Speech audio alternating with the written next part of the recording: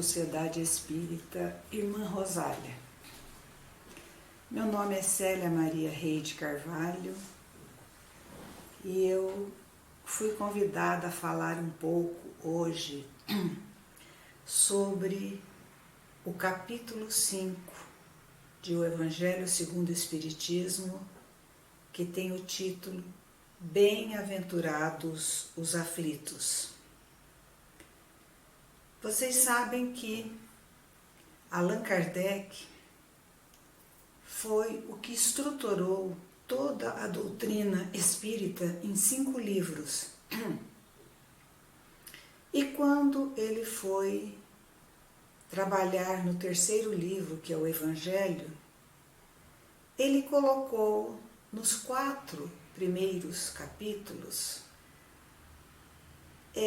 conceitos básicos para que nós pudéssemos entender a mensagem do Cristo. No 1º capítulo, ele colocou o título Eu não vim destruir a lei, onde Jesus exemplifica que ele veio cumprir a lei de Moisés e dos antigos profetas. Ele cumpriu essa lei naquilo que era referente aos 10 mandamentos. O que era relacionado a acréscimos para nortear o comportamento dos judeus, Jesus nem sempre o seguia, porque ele acrescentava ensinamentos, conhecimentos que eram de relevância ao espírito. O 2º capítulo que Kardec colocou, ele intitulou Meu reino não é deste mundo, onde Jesus demonstrou que ele tinha vindo até nós, mas que a verdadeira vida não pertencia ao lado material, que esta passagem pela matéria, ela possibilita a cada espírito arregimentar forças, conhecimentos, resgatar débitos para poder alcançar a verdadeira vida, que é a vida espiritual. No 3º, ele veio mostrar que há muitas moradas na casa do meu Pai, para a gente não ter a ilusão que só a Terra tem condições de receber espíritos em sua trajetória evolutiva. Existem muitas moradas, e neste capítulo também Kardec enfoca as moradas mentais, as moradas espirituais, aquelas que nós construímos dentro de nós mesmos. E o 4º capítulo, ele aborda o princípio da reencarnação, com o título Ninguém pode ver o reino de Deus se não nascer de novo, mostrando que a justiça divina, ela se processa pela reencarnação. O que semeamos, nós vamos colher. O que plantamos, nós vamos colher. E isso só tem significado se a gente entender que nós, como espíritos imortais, passamos por sucessivas experiências no corpo de carne. E através dessas experiências, em contatos com os nossos afetos, desafetos, com desafios, nós vamos crescendo espiritualmente. Então, a reencarnação é um princípio fundamental para nós entendermos os ensinamentos de Jesus. Após esses 4 capítulos, que a gente diz que são a base para o Evangelho de Jesus, ele coloca no 5º com o título Bem-aventurados os aflitos. E é sobre este capítulo que a gente vai falar um pouco hoje. Mas nós vamos contextualizar em que meio que Jesus nasceu e para quem ele estava falando naquele momento, aqueles aflitos presentes, mas também a mensagem destinada a todos os aflitos de todos os tempos e de todos os lugares. Então Jesus, ele nasceu entre o povo judeu. Era um povo extremamente orgulhoso, era um povo até muito egoísta. Aí muitos perguntam, mas por que ele foi justamente nascer ali? Porque este povo, ele já tinha a noção de um Deus único. Só que eles tinham uma noção de Deus como aquele Senhor de exércitos, aquele Deus vingativo, aquele Deus que pune. E Jesus veio para dar uma outra ideia, ou seja, a verdadeira ideia de Deus como Pai. E esse povo judeu ficou escravizado durante séculos e séculos, primeiro pelos egípcios, e foram libertos por Moisés. E agora, quando Jesus nasceu entre esse povo, eles estavam sob o jugo romano, do povo romano. E o povo romano era um povo que acreditava em vários deuses. Para cada situação, eles tinham um Deus a quem reverenciar. E era um povo que eles não acreditavam em perdão. Para eles, o perdão não existia. Eles não tinham esse sentimento cultivado, transmitido pela educação, que era responsabilidade do lar. Então, eles tinham conceitos também muito arraigados ao orgulho, à vaidade, à dominação. Nós temos um romance de Emmanuel, psicografado por Francisco Cândido Xavier, cujo título é 50 anos depois. É um romance em que Emmanuel descreve a trajetória da personagem Célia, que futuramente aparece no romance Renúncia como Alcione. Ela veio no papel de Célia, neste romance, nesta vida, para ajudar um espírito que era muito caro ao seu coração. Então ela veio numa família romana muito tradicional, pertencente à elite romana, mas ela tinha o seu avô, por parte de pai, chamado Neio Lúcio, que é o mesmo espírito que hoje nós vemos psicografando mensagens através de Chico Xavier. Então, um dia, conversando com a sua neta Célia, ele disse o seguinte: assim se expressa os ideais romanos. Para nós, a humildade, o despreendimento são dois postulados desconhecidos. Nossas áreas simbólicas jamais poderão descer dos seus postos de domínio e nem os nossos costumes são passíveis de se acomodarem ao perdão, como norma de evolução ou de conquista. Então, esse trecho do romance mostra bem o pensamento dos romanos. Eles queriam conquistar, eles queriam dominar, eles queriam ter sob o seu jugo os povos dominados para que pagassem impostos e assim eles conseguiriam manter o seu poderio de conquista. E a vida para eles era algo que não significava absolutamente nada, porque para eles aquela era uma única existência. E o povo subjugado não tinha significado nenhum. Eles não eram considerados irmãos, como Jesus veio mostrar. Era um povo dominado, que podia ser morto, podia ser vilipendiado, e era para isso que eles conquistavam. E eles tinham como símbolo de conquista a águia.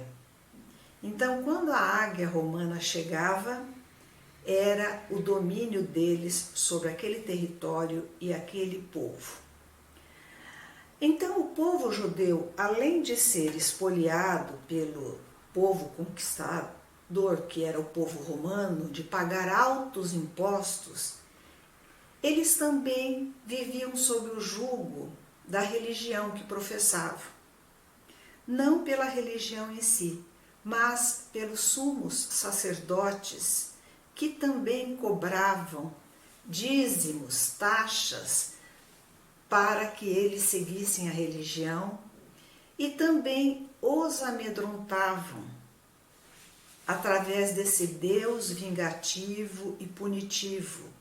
Então o povo tinha medo pela religião e tinha medo pelo poder dos romanos. Então era um povo acuado, era um povo muito sofrido, era um povo extremamente frágil e debilitado. Então Jesus veio com aquela mensagem até então desconhecida, que eles nunca haviam ouvido, aquela mensagem de consolo, de esperança, de acolhimento, que é a coisa que mais necessitamos quando estamos em momentos de aflição. Então Jesus disse: bem-aventurados os que choram, porque serão consolados.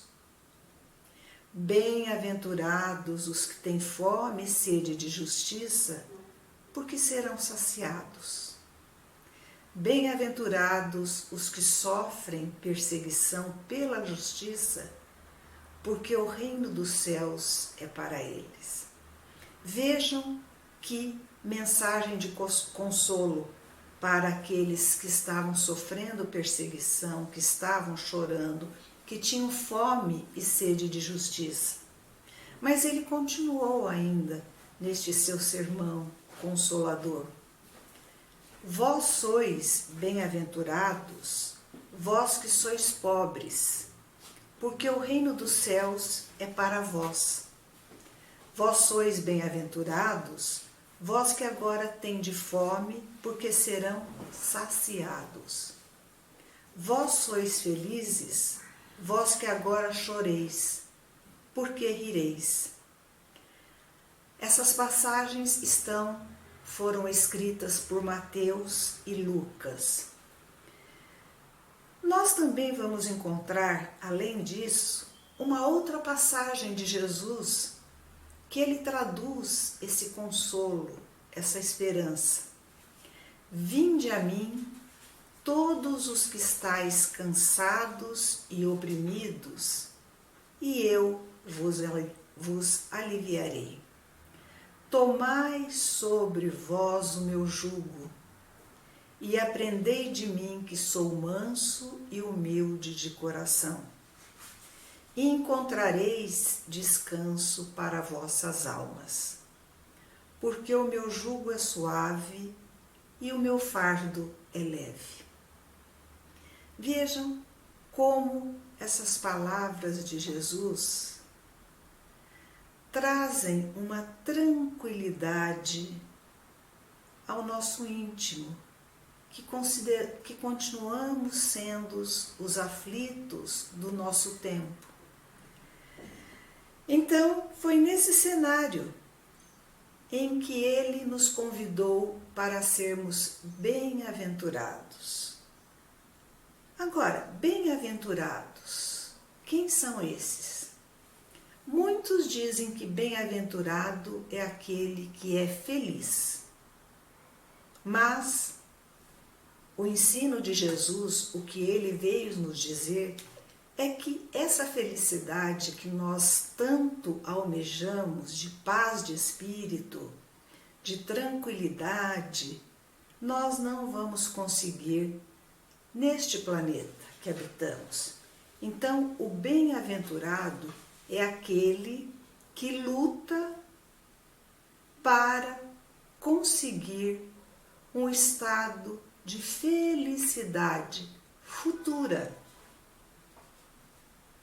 E para que ele possa entender que essa luta, esse esforço, essa dedicação do presente possa torná-lo um bem-aventurado no futuro, o entendimento da lei de reencarnação, o entendimento da justiça divina através da lei da reencarnação, o entendimento de que o espírito é imortal, que ele pode ter várias vidas, que ele não tem fim e que existem inúmeras moradas na casa do Pai, isso dá um grau de abertura, de compreensão, para que possamos entender que todos nós podemos ser aquele bem-aventurado a que Jesus se refere.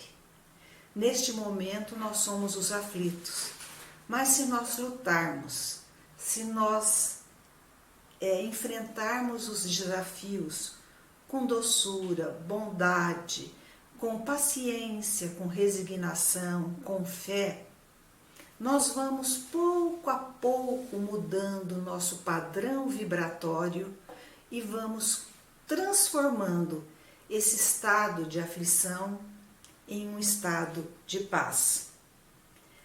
E continuando, nós vamos ver que sobre isso, Emmanuel, no livro Palavras de Vida Eterna, no capítulo 74, ele nos esclarece: enquanto a criatura não adquire consciência da própria responsabilidade, ou seja, sem noção do que é o seu papel neste mundo, movimenta-se a afeição de semi-racional, amontoando problemas sobre a própria cabeça. Entretanto, acordando para a necessidade da paz consigo mesma, descobre de imediato que a cruz que lhe cabe ao próprio burilamento é a que está carregando. Encarnados e desencarnados, jungidos à terra, vinculam-se todos ao mesmo impositivo de progresso e resgate.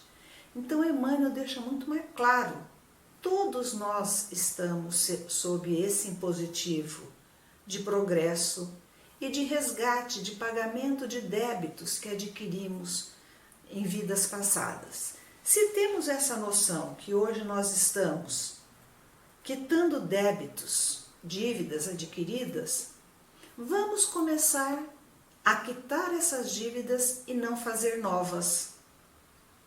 Porque se a gente quita a antiga e faz novas dívidas, nós estaremos sempre resgatando algo que deixamos para trás. Então, esses conhecimentos, a palavra de Jesus aos aflitos, é para nos dar a condição. Bom, daqui para frente eu vou mudar a minha maneira de pensar, sentir e agir. Não quero mais contrair dívidas para que em futura encarnação eu tenha que resgatá-los. E no Consolador, Emmanuel também, no livro Consolador, Emmanuel também, na questão 240, nos esclarece: contudo, importa observar que é no globo terrestre que a criatura edifica as bases da sua ventura real, pelo trabalho e pelo sacrifício, a caminho das mais sublimes aquisições para o mundo divino de sua consciência. Então, olha a responsabilidade. Tem muita gente que, erradamente, ao ler ao ter conhecimento dessas noções, então ela fala: então eu quero sair da Terra, eu quero ir para o plano espiritual porque se aqui eu vou sofrer, lá eu vou ser bem-aventurado.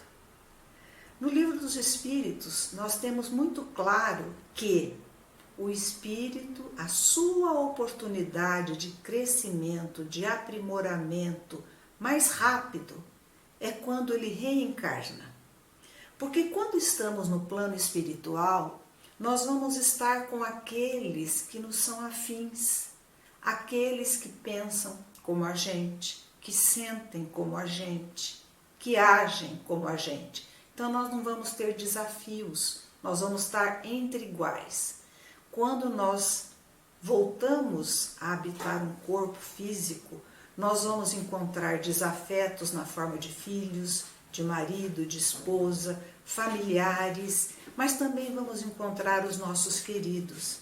Então é nessa trama que nós somos colocados, é que nós vamos enfrentando os nossos desafios e vamos tirando as aflições do nosso coração e vamos quitando a nossa dívida com a lei divina. Para encerrar, nós vamos ler uma página aqui do livro Pão Nosso, a lição 130, em que Emmanuel nos diz: compacta é a turba de desesperados e oprimidos da terra, não obstante o amorável convite. É que o Mestre, no Vinde a mim, espera naturalmente que as almas inquietas e tristes o procurem para a aquisição do ensinamento divino. Mas nem todos os aflitos pretendem renunciar ao objeto de suas desesperações, e nem todos os tristes querem fugir à sombra para o encontro da luz.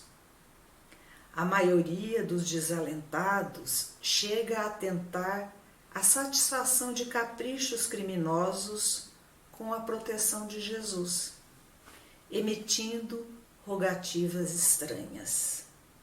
Entretanto, quando os sofredores se dirigirem sinceramente ao Cristo, hão de ouvi-lo no silêncio do santuário interior, concitando-lhes o espírito a desprezar as disputas reprováveis no campo inferior.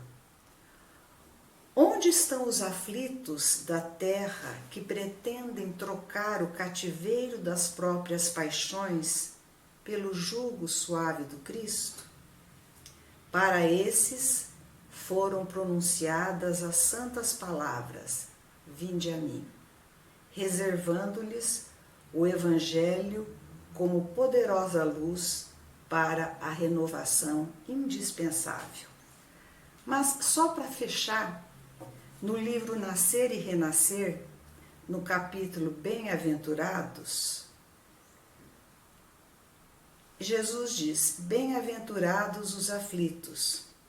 Aí Emmanuel fala: os aflitos bem-aventurados, porém, não são simplesmente aqueles que choram e sofrem, deitando críticas e queixumes, e sim aqueles que recebem as tribulações e dores transitórias da vida por benditas e honrosas oportunidades de servir com o Cristo de Deus, agindo com bondade operosa e paciência incansável na vitória do bem. Então, que nós sejamos hoje os aflitos bem-aventurados, para que nós possamos conquistar a bem-aventurança destinada aos aflitos de hoje. Muita paz a todos.